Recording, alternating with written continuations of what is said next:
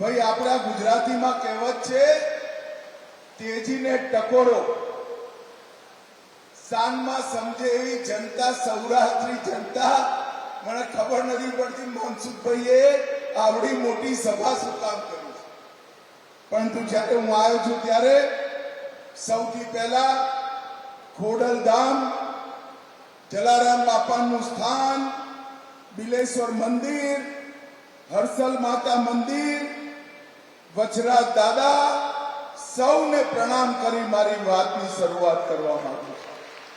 ભાઈઓ और બહેનો, પોરબંદરની ભૂમિ પર સમગ્ર દેશ અને દુનિયાને જેમને નવો રસ્તો ચીંધ્યો એ આપણા રાષ્ટ્રપિતા મહાત્મા ગાંધીને પણ પ્રણામ કરીને મારી વાતની શરૂઆત.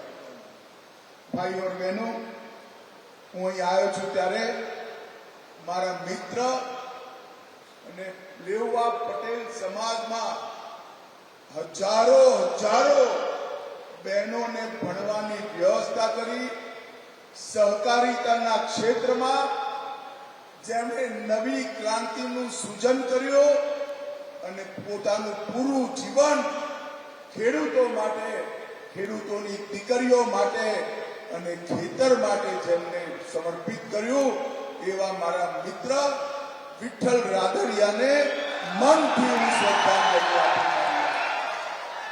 વિઠ્ઠલભાઈએ ન કેવલ રાજકોટ, સમગ્ર સૌરાષ્ટ્રની અંદર સહકારિતાના મૂલ્યા પાતાળ સુધી ઊંડા કરવાનું કામ.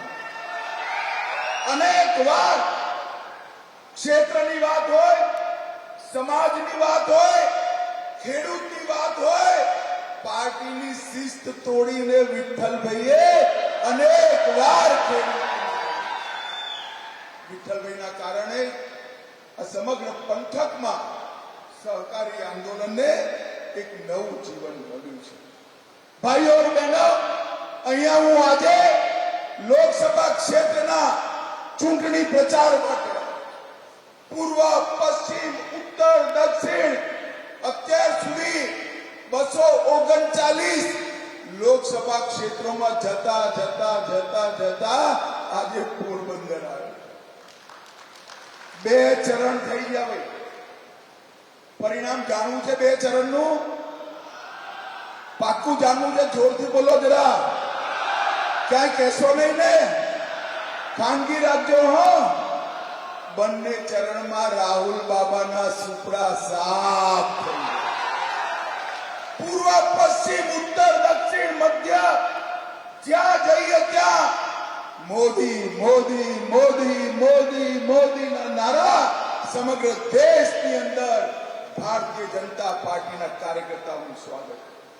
આ વખતે દેશની જનતાએ નક્કી કરી લીધું છે મિત્રો કે ફરી એકવાર મોદી સરકાર નરેન્દ્રભાઈને ત્રીજી વાર પ્રધાનમંત્રી બનાવવા માટે આખો દેશ 14 અને 19માં ગુજરાતની મહાન જનતાએ આપણા નરેન્દ્રભાઈના સમર્થનમાં 26 માંથી 26 સીટો ભારતીય જનતા પાર્ટીની જોડી બનાવી.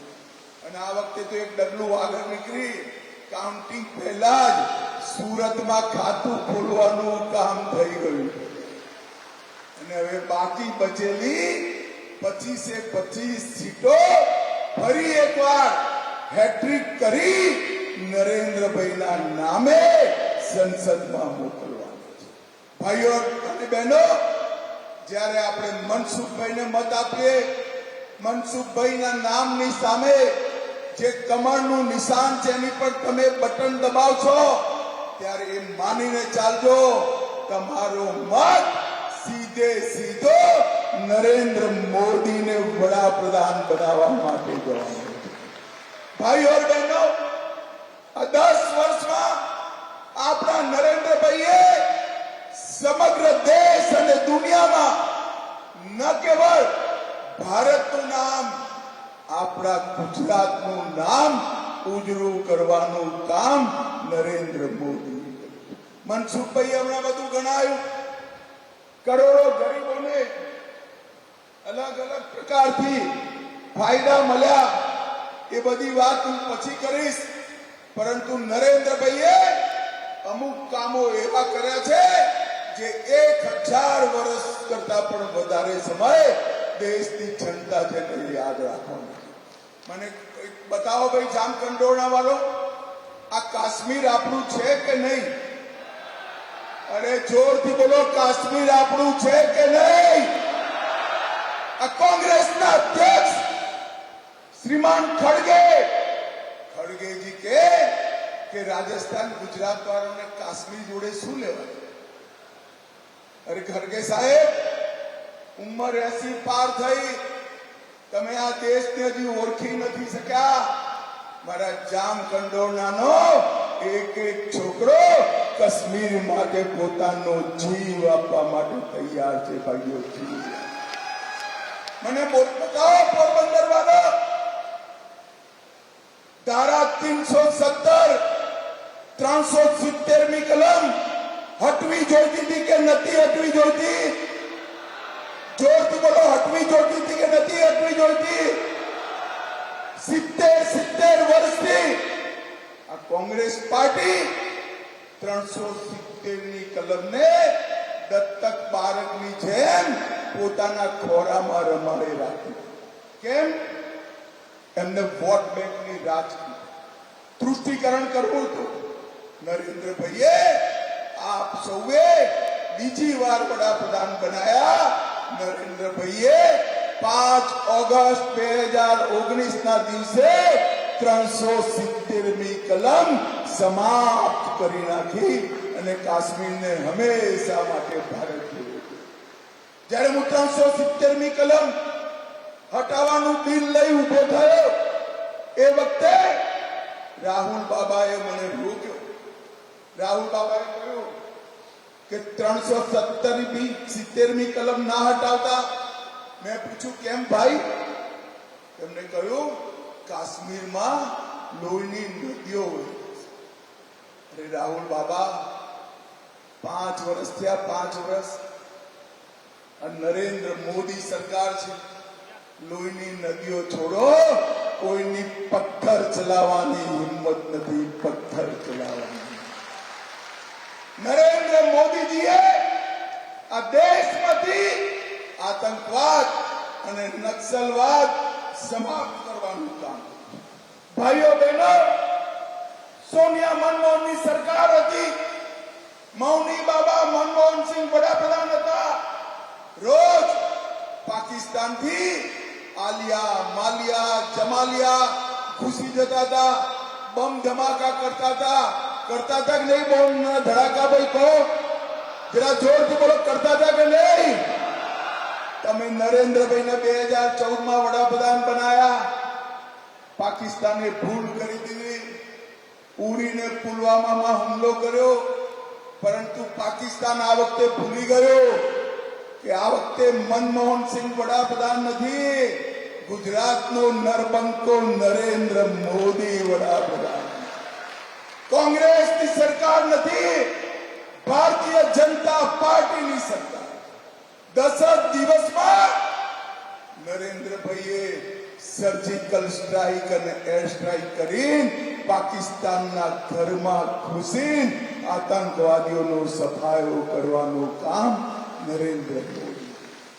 ભાઈઓ અને બહેનો, નરેન્દ્રભાઈએ દેશને સુરક્ષિત કર્યો.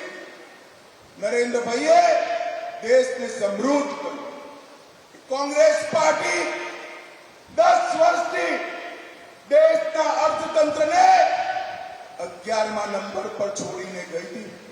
નરેન્દ્રભાઈએ 10 જ વર્ષમાં 11મા નંબરથી 5મા નંબર પર લાવવાનું કામ નરેન્દ્ર મોદીજીએ કર્યું છે.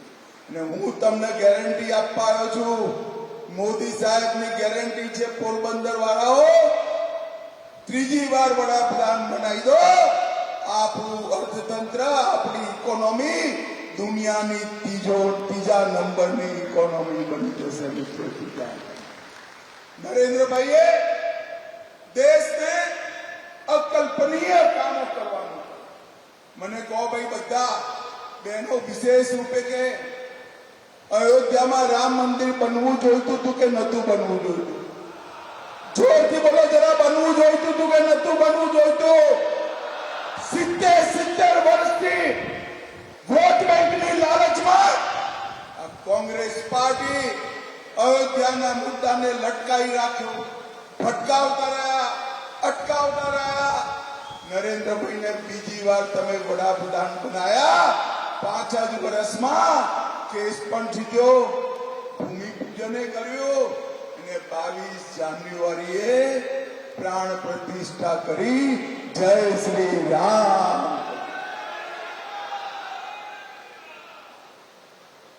500 વર્ષથી આપણા આરાધ્ય પ્રભુ શ્રી રામ ટેન્ટની અંદર અસ્થાયી જગ્યાએ નરેન્દ્રભાઈએ 500 વર્ષ પછી રામલલ્લાના ગૌરવ જેવું ભવ્ય મંદિર અયોધ્યામાં બનાવવાનું કામ કર્યું. અને ખાલી એ નહીં, કાશી વિશ્વનાથ કોરિડોર ઔરંગઝેબે તોડેલો ફરીવાર બનાવ્યો. મહાકાલ કોરિડોર, બદ્રીધામ, કેદારધામ પુનર્જીવિત કર્યા અને આપણા સોમનાથ દાદાનું મંદિર પણ સોનાનું બનાવવાની શરૂઆત થઈ ગઈ છે. ભાઈ, સોનાનું. નરેન્દ્રભાઈએ આપણા સંસ્કૃતિના ધામોને ગૌરવ બક્ષવાનું કામ, વોટ બેંકની ચિંતા કર્યા વગર કઠોર નિર્ણયો, 25 કરોડથી વધારે ગરીબોના જીવનમાં 5 કિલો અનાજ, દરેક ઘરમાં શૌચાલય, દરેકને પોતાનું ઘર, ઉજ્જવલાના ગેસનું કનેક્શન, દરેક ઘરે નલથી જલ અને 5 લાખ સુધીનો બધો જ ઈલાજ ફ્રી ઓફ કોસ્ટ કરવાનું કામ આપણા નેતા નરેન્દ્રભાઈ. ભાઈઓ બહેનો, હું સૌરાષ્ટ્રની જનતાને યાદ કરવા માંગુ છું. 80ના દશકમાં, 80ના દશકામાં સૌરાષ્ટ્રના જળ સંકટથી આપણે સૌ પરિચિત છીએ. રાજકોટ જેવા શહેરમાં ગાંધીનગરથી ટ્રેન ભરીને પાણી લાવવું પડતું હતું. ઘરના ચકલીઓને 3 ફૂટ નીચે લઈ જઈ પાણી કાઢવું પડતું હતું. કે જળ સંકટમાં સૌરાષ્ટ્રને કોંગ્રેસ પાર્ટીએ નાખ્યું. ટેન્કર રાજ ચાલતું હતું. ભારતીય જનતા પાર્ટીની સરકારે નર્મદાના બી પાણી પહોંચાડ્યા, મહીના બી પાણી પહોંચાડ્યા, સૌની યોજના કરી. ખેતરમાં તો પાણી પહોંચ્યા, પીવાનું પાણી કચ્છના ખાવડા સુધી પહોંચાડવાનું કામ આ ભારતીય જનતા પાર્ટી. અર્જુનભાઈ બેઠા છે. હું ગુજરાતનો ગૃહમંત્રી બન્યો ત્યારે પોરબંદરની જેલ બંધ કરી દીધી. કોંગ્રેસ પાર્ટીએ પોરબંદરની જેલ બંધ કરી હતી. 2001માં નરેન્દ્રભાઈએ પોરબંદરની જેલ ચાલુ. પોરબંદર શરૂ થાય ત્યાં બોર્ડ લગાવ્યું હતું, કાયદો ને વ્યવસ્થાની હદ અહીંયા પૂરી થાય છે, અહીંથી પોરબંદરની હદ ચાલુ. એ સૌરાષ્ટ્ર જ્યાં ગુંડાગીરી, દાદાગીરી, અપહરણ, અનેક પ્રકારના કામો ચાલતા હતા, નરેન્દ્રભાઈએ ત્યાં સરહદી સુરક્ષાની વાત કરી. આપણો દરિયાકાંઠો મજબૂત કર્યો, સૌરાષ્ટ્રને સુરક્ષિત કર્યો, ગુજરાતને સુરક્ષિત કર્યો અને એના પરિણામે સમગ્ર સૌરાષ્ટ્રની અંદર ખેતી, ઉદ્યોગ, ધંધા ફલ્યા ફૂલ્યા અને સંપત્તિ આવી. ભાઈઓ બહેનો, આ કોંગ્રેસ પાર્ટી એના રાજમાં ગામમાં 8 કલાકથી વધારે વીજળી નથી. યાદ છે કે નહીં ભાઈ બધાને? 8 કલાક વીજળી મળતી હતી. નરેન્દ્રભાઈ આયા પછી જ્યોતિગ્રામ યોજના લાયા અને ગામડામાં 24 કલાક વીજળી આપવાની શરૂઆત નરેન્દ્ર. રોડ, રસ્તા, ચેકડેમો, નહેરો, 24 કલાક વીજળી, ઉદ્યોગના કારખાના, સમગ્ર સૌરાષ્ટ્ર ધમધમતું કરવાનું કામ આપણા નરેન્દ્ર. પોરબંદર વાળા એક મહત્વની વાત કહેવાયો છે. હું દેશમાં જ્યાં જ્યાં જઉં ભાષણ કરવા, નીચે કાર્યકર્તા ઉભા હોય, બધા કે સાહેબ અમારે એમપી ને આ વખતે મંત્રી બનાવજો, અમારા મત ક્ષેત્રનું સારું થાય. બધા જ કાર્યકર્તાઓ કે પણ પોરબંદર વાળાનો તો બને બનાયેલો મંત્રી નરેન્દ્રભાઈએ મોકલ્યો. આ મનસુખભાઈની જોડે મેં કોરોના કાળમાં કામ કર્યું. એટલા કપરા સમયમાં જરાય ગભરાયા વગર, ઉશ્કેરાયા વગર, શાંત મગજે 130 કરોડ લોકોના વેક્સિનેશનનો કાર્યક્રમ અને એ પછી સમગ્ર દેશના સ્વાસ્થ્ય ક્ષેત્રનું ઉત્થાન. કોંગ્રેસ હતી ત્યારે 7 એમ્સ હતી, આજે 22 એમ્સ છે. 51,000 ડાક્ટરો બનતા હતા, આજે 1,10,000 ડાક્ટરો દરેક વર્ષે બહાર આવે છે. મિત્રો, આ પરિવર્તન નરેન્દ્રભાઈએ, મનસુખભાઈએ જન ઔષધિ કેન્દ્ર બનાવ્યા અને હવે તો સેવા સહકારી મંડળીઓને આપ્યા. પહેલા 9 વર્ષમાં 80 ગણી વૃદ્ધિ જન ઔષધિ કેન્દ્રના લાભાર્થીઓને થઈ છે. 20% ભાવે બધી જીવન ઉપયોગી દવાઓ આજે નરેન્દ્રભાઈની યોજનાના લીધે મળે છે. એનું પૂરું સંચાલન આપણા મનસુખભાઈ કરી રહ્યા છે. મિત્રો, આજ હું અહીં આવ્યો છું ત્યારે ગુજરાતની જનતાને પણ કહેવા માંગુ છું, 10 વર્ષ સુધી યુપીએની સરકાર હતી, સોનિયા મનમોહનની સરકાર હતી. ગુજરાતને અન્યાય કરવામાં કશું બાકી નતું રાખ્યું, કશું. અને ભારતીય જનતા પાર્ટીએ 10 વર્ષમાં નરેન્દ્રભાઈએ ગુજરાતના નર્મદાથી માંડી બધા પ્રશ્નો હલ કર્યા. પરંતુ કોંગ્રેસ પાર્ટીએ 10 વર્ષમાં ગુજરાતને 1,22,000 કરોડ, ખાલી 1,22,000, અને નરેન્દ્રભાઈએ 5,95,000 કરોડ રૂપિયા આપણા ગુજરાતને આપવાના. અને આ કોંગ્રેસ પાર્ટીએ જવાહરલાલ નહેરુ, ઇન્દિરા ગાંધી, રાજીવ ગાંધી, એમના સિવાય જાણે કોઈ નેતા જ નથી. મહાત્મા ગાંધીને ભૂલાઈ દીધા અને સરદાર સાહેબનું તો નામો નિશાન સમાપ્ત કરી નાખ્યું. નરેન્દ્રભાઈએ કેવડિયા કોલોનીમાં ગગનચુંબી સરદાર સાહેબનું પૂતળું બનાવી સમગ્ર દુનિયામાં સરદાર સાહેબનું નામ અમર. સરદાર પટેલને દેશની જનતાના મનમાં જેનું સન્માન છે, એ સન્માનને અનુરૂપ સ્મારક બનાવવાનું કામ આપણા નેતા નરેન્દ્રભાઈ. ભાઈઓ બહેનો, મારે લાંબી વાત નથી, હું એટલી જ વાત કરવા આવ્યો છું. હજારો વર્ષથી આપણે ભારત દુનિયામાં સૌથી મહાન હતું એ વાત સાંભળી. નરેન્દ્રભાઈએ એ સંકલ્પ, નરેન્દ્રભાઈએ આજે દુનિયામાં ભારતનું સન્માન વધાર્યું અને પૂરા દેશની સામે એક સંકલ્પ કે 2047માં વિકસિત ભારત બનાવવાનો સંકલ્પ. પહેલા 10 વર્ષ નરેન્દ્રભાઈના આ કોંગ્રેસીઓએ જે ખાડો ખોદો હતો એ ખાડો ભરવામાં ગયા છે. હવે આ 5 સાલ વિકસિત ભારતના ઇમારતનું પાયો નાખવાનું કામ કરવાનું છે. ભાઈઓ બહેનો, 2047માં જે વિકસિત ભારત બને એ વિકસિત ભારત નરેન્દ્રભાઈએ બનાયેલા વિકસિત ગુજરાતના મોડેલ પર બનવાનું છે. વિકસિત ગુજરાતના મોડેલ. આજે ગુજરાતમાં ચૂંટણીની પહેલી સભા પોરબંદર સંબોધું છું ત્યારે સમગ્ર ગુજરાતની જનતાને 2 હાથ જોડી અપીલ કરવા, નરેન્દ્રભાઈએ સમગ્ર દુનિયામાં ગુજરાતના નામને ઉજ્જવળ કરવાનું.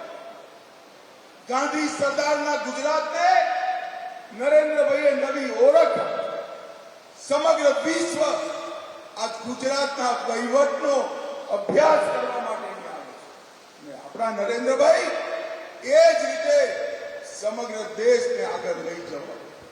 મારી ગુજરાતના જનતાને હાથ જોડી વિનંતી છે કે બાકી બચેલી 25 સીટો પર કમળનું નિશાન ખીલાવો અને નરેન્દ્રભાઈને ત્રીજી વાર વડાપ્રધાન